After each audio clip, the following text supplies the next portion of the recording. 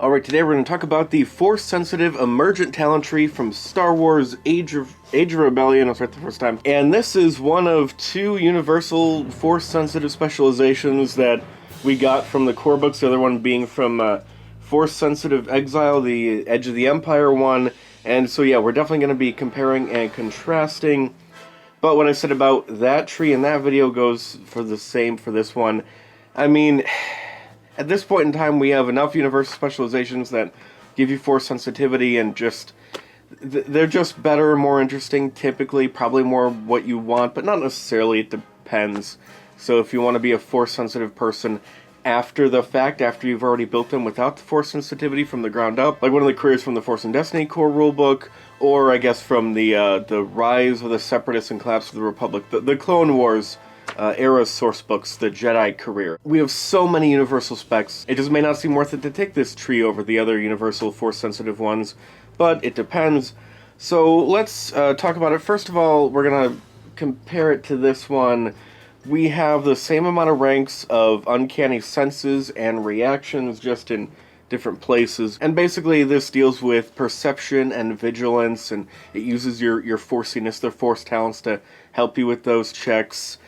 We also have Insight, which is another one which will give perception and discipline as career skills, and so just this overall general force user stuff you'd expect them to have. A better awareness of their surroundings, a stronger mind, and that sort of thing. One that this has that you would expect Force Sensitive Exile to have, you would think, because Force Sensitive Exile would be one that's sort of on the run. It kind of implies that they're already a known Force user, not necessarily, but kind of implies that. Stealth. Force Sensitive Emergent gets 2 talents, which are Force talents, which will help you with your stealth checks, which Exile didn't get at all. And not just that, but they also get help with Indistinguishable, which, again, it seems like Exile, you're more on the run. It would make more sense to be indistinguishable and sort of blend into the crowd better, but also if you emerge your Force sensitivity while being part of the rebellion, that's sort of how I see them, right? Yeah.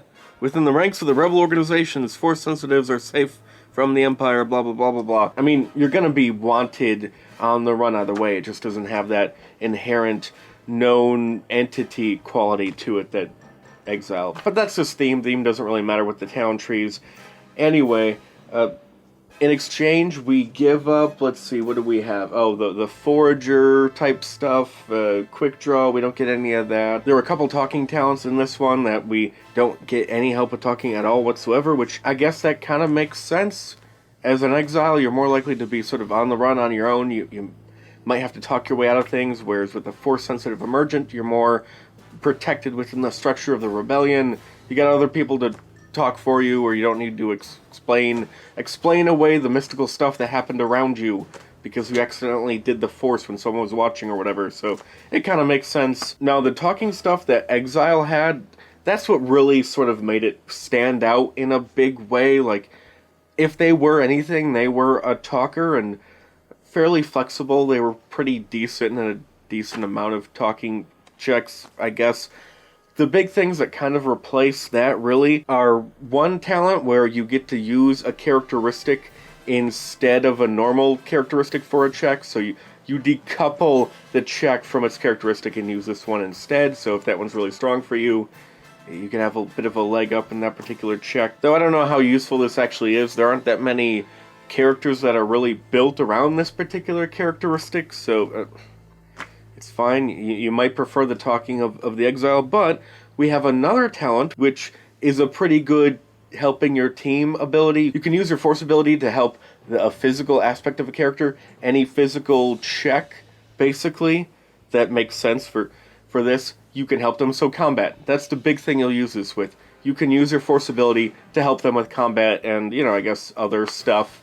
If you have that wussy talker who's not going to make the athletics check to climb the cliff over the raging rapids, you can help them out a little bit, so that's kind of nice. But mostly, you'll be helping your allies hit and shoot people better. So that's pretty decent. Takes forever to get, but still, it's pretty decent. Probably the best, most wanted talent in the whole tree. Not saying much. Again, it's hard to get excited about these trees. They're very much supplements. It's hard to imagine them as characters in their own right. I do like how the defense is noticeably different from the Exile. The Exile really didn't have any grit or toughened, right? Yeah, I don't see any grit or toughened. Mostly it came in the form of defense. They're better at avoiding things altogether, although really the way defense works, it's sort of a randomized damage resistance, but I mean thematically it's avoiding things. Here though, none of that, but we do get toughened and grit, which this didn't get at all, so it's more of a, really, it's sort of your average combat tree, what you'd want to have toughened and grit. And you get a bit more help with strain with the talent where you use your force ability to help manage your strain a bit better. And just like Force Exile, we have the two talents of Sense Danger and the other one where very rarely you can pick a check and you're just better at it in a different way. I guess you could stack them, and this is for all the marbles, whatever this is, shooting the thing or healing the person or whatever. You put your all into it and you have a much better chance of succeeding.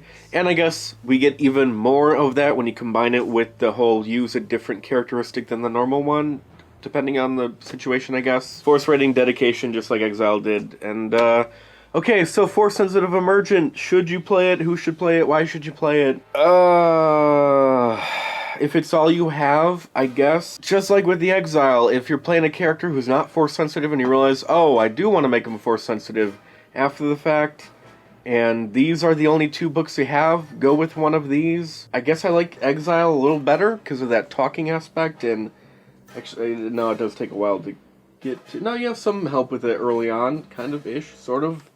I feel like you'd be a bit more regularly useful in your own special little way, though it depends on the group makeup that you might not even be needed. Although it's fairly flexible as far as the talking checks you get help with. There's a decent variety there. So, but if you want force sensitivity and stealth on top of it, and you know, the other stuff, eventually, you know, you can help other people with your thing. That's nice. It's fine. Get one of the Aerosource books or a couple Aerosource books. Look at my videos when I talk about those talent trees, and I'm sure you'll find a universal spec that's probably more in line with what you want to do if you want to play Force Sensitive after the fact.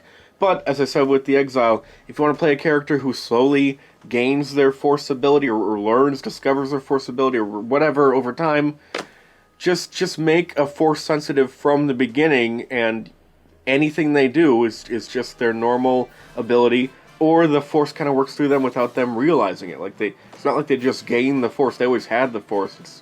It's no different. It's more convenient. Why are we complicating things? If you want to play a Force-sensitive person who slowly becomes more of a full-on Jedi from smuggler to Jedi, well then play a Force-sensitive tree that has light-ranged and a little bit of combat and some cunning focused, and then, I don't know, move on over to Shien lightsaber form or something. I don't know. An Atten Rand, or I guess any party member, most of the party members, right, become Force sensitive from KOTOR 2. I'm surprised one of the droids doesn't turn out to be Force sensitive in that game.